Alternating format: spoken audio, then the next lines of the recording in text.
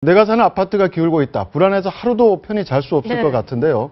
이 해빙기라서 더 위험한 거 아닙니까? 지금 문제는 해빙기하고 아무 관계없이 일단 구청에서 교회 건축 허가를 내줬을 거 아닙니까? 네. 지금 인접한 아파트인데 그 안전 문제를 고려 안 했기 때문에 저거는 1차적으로 구청의 관리 감독의 어떤 문제를 제기할 수밖에 없지 않습니까? 건축 허가를 내줬는데 그럼 바로 인접한 아파트의 안전 문제는 어떻게 되는지에 대한 고려가 없었다는 얘기고 결과로 지금 2등급이면 곧 무너진다는 얘기인데 저에게는 해빙기와 관련 없이 강동구청의 어떤 그 문제가 좀 크다 이래 봐집니다. 당초에 저거를 뭐 허가는 내줬다고 하더라도 관리가 중요한 거죠. 저는 공사를 하기 위해서는 그 공사 매 단계마다 점검하는 매뉴얼이 있지 않습니까? 방금도 그 전문가가 기울고 있다고 얘기를 했으면 바로 공사를 중단시키고 대피를 시키든지 아니면은 다른 대처를 해야 될 텐데 50일 지나서 그때 대피 명령해버리면은 그 주민들 50일 동안에 아파트가 기울고 있는데 잠이 옵니까? 그렇죠. 이거 네.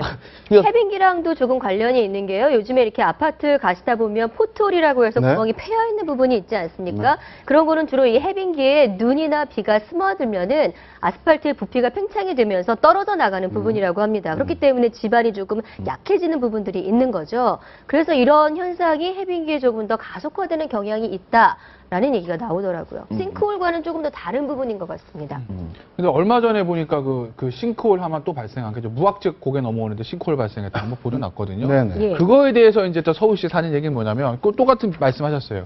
해빙기이기 때문에 이게 뭐 관이 녹았다 풀렸다 이러면서 노후된 관이 터진다고 얘기를 하는데 뭐 해빙기 원인도 있을 거고 노후된 관도 있을 거고 뭐 저 아파트 같은 경우에는 그 이제 뭐 당연히 그 관리 감독이나 건축 허가상 문제도 있겠지만 그 시공사에서 사실은 이 시공을 할 때 사실은 그 집안 침하 같은 것도 좀 우리가 좀 체크를 하면서 했어야 되는데 우리나라 시공사들 다 그런 건 아니지만 워낙 또 영세한 시공업자들도 많고 또 건설업체가 뭐 사실은 그 수익이 별로 좋지 않다 보니까 저는 안전보다는 빨리 지어서 빨리 완공해서 준공하고 받는 그걸 사실을 목적으로 시공하는 경우들이 굉장히 많거든요. 어떻게 보면 저건 다각적인 원인이 복합된 인재라고 보이고 저거를 글쎄 광동구청이랑 저 시공사랑 지금 보상 문제를 협의하고 있을 텐데 저게 어떻게 협의가 될지 실수로 이주비 얼마 받더라도 저분들이 사실은 저기 이제 다시 들어와서 언젠가 살아야 되잖아요. 보강공사 끝난 다음에 저게 어떻게 될지 좀 우리가 좀 지켜봐. 이야기를 좀 정리해야 될 것 같은데 저 강동구 아파트는 이제 아마 교회 건설에 있어서 집안 침해 영향을 받은 거고 최근에 문제가 됐던 이제 싱크홀 같은 거는 지하수 때문에 영향을 많이 받습니다. 지하수나 또 상하수도관이 이제 노쇠가 돼가지고 하는 거고 또 지금 화면에 나오고 있는 포트홀은 이제 아스팔트가 떨어져 나가는 건데 포트홀 같은 경우에 다 달라요. 세 가지가. 포트홀은 가장 큰 영화가 실은 염화칼슘입니다. 왜냐하면 이 아스팔트라는 게 늘어났다가 줄었다가 팽창과 수축을 반복하는데 염화칼슘을 최근에 많이 뿌리게 되면 이게 딱딱해져 경화돼 버리거든요. 그냥 떨어져 나가는 겁니다. 그래서 염화칼슘이라는 게 또 하나의 포트홀의 원인이 된다. 이제 세 가지 좀 다 다르게. 저게 보기에는 굉장히 얕아 보이는데 실제 운전해 보시면 아시잖아요. 네. 저게 굉장히 포트홀도 위험합니다. 굉장히 위험할 수가 있고 사고의 원인이 될 수 있는데 과연 저런 사고가 났을 경우 굉장히 뭐 원인 규명을 찾기는 어렵겠지만 우리 분들이 의문을 제기하더라고요. 만약에 저렇게 포트홀 때문에 자동차에 사고가 났다면 어디에다가 책임을 물어야 되냐? 저건 도로관리 주체예요. 포트홀은 그렇게 보시면 돼요. 실제로 이제 고속도로에서 포트홀 발견돼가지고 사고 난 것 같은 경우 이제 도로공사가 책임을 졌거든요. 고속도로 같은 경우는 이제 도로공사가 책임을 지는 거고. 도로도 고속도로냐 아니면 뭐 지방도로냐 국도냐 따라서 뭐 국가인 경우도 있고 지방자치단체인 경우도 있고 다 도로관리 주체가 다르거든요.